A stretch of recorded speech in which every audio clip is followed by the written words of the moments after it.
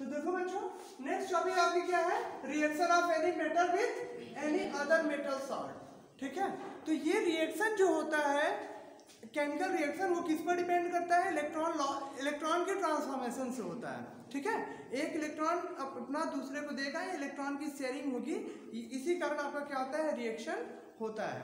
ठीक है, तो यहाँ पे एक मेटल जो है वो रिएक्शन कर रहा है किसी दूसरे मेटल के साल्ट के। तो दोनों मेटल्स हैं, दोनों मेटल्स हैं और एक का साल्ट है, दूसरा केवल मेटल है। ठीक है, तो क्या होगा, इन दोनों में देखा जाएगा इलेक्ट्रॉन लॉस करने की टेंडेंसी किसकी ज्यादा है। जिसके इलेक्ट्रॉन लॉस करने की टेंडेंसी ज्यादा होगी वो स्ट्रॉन्ग मेटल बोला जाएगा और वो उसकी रिएक्टिविटी भी क्या होगी, हाई होगी। ठीक है, तो जैसे हम बात करते हैं जिंक सल्फेट और कॉपर की, क्या होगा, जिंक सल्फेट और कॉपर की। अब एक रिएक्शन ये हो गया, दूसरा रिएक्शन हम बात करते हैं कॉपर सल्फेट और जिंक की, जिंक सल्फेट और कॉपर की, और फिर कॉपर के सल्फेट की रिएक्शन जिंक के साथ। अब यहाँ पे देखा जाएगा किसकी रिएक्टिविटी ज्यादा है, कॉपर की रिएक्टिविटी कम है, कॉपर की रिएक्टिविटी क्या है, कम है, और जिंक की रिएक्टिविटी क्या होती है, ज्यादा है। जिंक अपना ऑलरेडी 2 इलेक्ट्रॉन लॉस करके, इजिली 2 इलेक्ट्रॉन लॉस करके जिंक डबल प्लस में जाता है, और कॉपर इजिली लॉस नहीं कर पाता, कॉपर अपना 2 इलेक्ट्रॉन इजिली लॉस नहीं कर पाता, इसलिए इसकी रिएक्टिविटी कम है और इसकी रिएक्टिविटी ज्यादा है। ठीक है, तो इस केस में क्या होता है बच्चों कि जब भी आप ऐसा रिएक्शन देखते हैं तो जो इलेक्ट्रॉन लॉस करने की टेंडेंसी ज्यादा होती है वो क्या करेगा, दूसरे को जिसकी कम होती है उसके साल्ट से उसको डिस्प्लेस कर देगा। That is highly reactive metals replace to less reactive metals from their solution. ठीक है, क्या होता है, जो हाईली रिएक्टिव मेटल्स होते हैं वो लेस रिएक्टिव मेटल को उनके साल्ट सॉल्यूशन से डिस्प्लेस कर देते हैं, रिप्लेस कर देते हैं।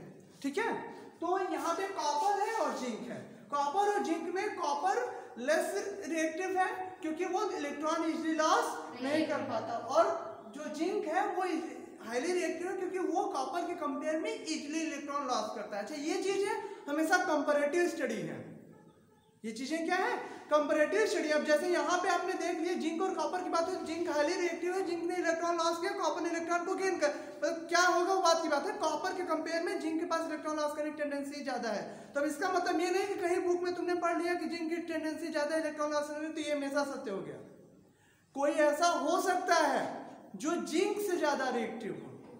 ठीक है, कहा गया है ना, उससे झगड़ा ना हो जो आपसे तगड़ा हो, तो वही केस यहाँ पर भी है। कोई ऐसा व्यक्ति भी, कोई ऐसा भी मेटल हो सकता है जिसकी रिएक्टिविटी जिंक से भी ज्यादा होगी और होती भी है।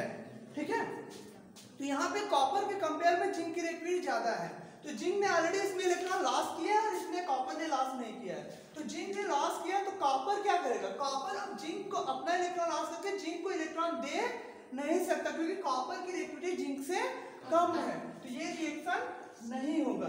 लेकिन इसमें कॉपर डबल प्लस में और जिंक 0 में है, मतलब इलेक्ट्रॉन लॉस नहीं किया, और जिंक की रिएक्टिविटी हाई होती है, तो जिंक क्या करेगा, अपना इलेक्ट्रॉन लॉस करेगा और इसको गेन करना होगा क्योंकि इसकी रिएक्टिविटी हाई है। तो जिंक अपना इलेक्ट्रॉन लॉस करके 2 लॉस करके जिंक सल्फेट में चला जाएगा।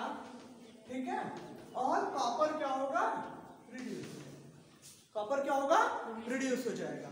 ठीक है, कॉपर रिडक्शन होगा, 2 इलेक्ट्रॉन लेगा तो उसका रिडक्शन होगा, रिड्यूस हो जाएगा, और जिंक जो होगा ऑक्सीडाइज हो जाएगा। समझ में आ, कोई दिक्कत? तो यही है आपका कि highly reactive metals can displace less reactive metals from their salt solution. समझ में आ, यही है आपका, कोई दिक्कत? अब यहां से कई क्वेश्चंस बनते हैं आपके एग्जाम के पॉइंट ऑफ व्यू से, आपके एग्जाम के पॉइंट ऑफ व्यू से कई क्वेश्चन बनते हैं। पहला क्वेश्चन बच्चों ये बन जाएगा कि कॉपर जो है वो, सॉरी, पहला क्वेश्चन ये बनेगा, can we store zinc sulphate in copper pot, या सेकंड क्वेश्चन ये बनेगा, can we store copper sulphate in zinc pot. Question जो बोल रहे हैं वो सुनो, can we store copper sulphate in zinc pot? No, why? Because zinc is highly reactive and zinc pot react with contained solution, ठीक है, copper sulfate, and that's why corrosion or corrosion take place in zinc pot. Hence we cannot store zinc copper sulfate in zinc. क्या होगा जब copper sulphate को zinc में आप रखेंगे तो कॉपर सल्फेट जिंक से रिएक्शन कर लेगा और जिंक सल्फेट बना लेगा, कॉपर रिड्यूस हो जाएगा। ठीक है, तो होगा क्या, जब जिंक पॉट के एलिमेंट, जिंक पॉट के एटम्स जो है वो रिएक्शन करके अंदर चले गए तो जिंक पॉट क्या हो गया, उसमें कॉर्सिव आ गया, उसमें कोरोजन हो गया, वो छन गया। जब वो छन गया तो उसमें आप स्टोर नहीं कर सकते हैं। ठीक है, यही क्वेश्चन फिर बोला जाता है, what happened when we put iron nail in copper sulfate? What happened when we put iron nail in copper sulfate? Iron की कील को जब आप कॉपर सल्फेट में डालते हैं तो क्या होता है, रिएक्शन होगा। आयरन कॉपर सल्फेट से रिएक्शन करके आयरन सल्फेट और कॉपर बना लेगा। ठीक, होगा क्या, आयरन थोड़ा सा पतला हो जाएगा, उसके एटम्स बाहर चले जाएंगे, लेकिन उस पर एक क्या हो जाएगा, कॉपर आकर के डिपॉजिट हो जाएगी। ये कॉपर जो है वो आकर के डिपॉजिट हो जाएगी, तो इसका जो कलर है आपका वो स्लाइटली ब्राउनी हो जाएगा। ठीक है, ब्राउनी कलर हो जाएगा। समझना, तो ये भी क्वेश्चंस आपके सामने रखे जाते हैं एग्जाम के पॉइंट ऑफ व्यू में।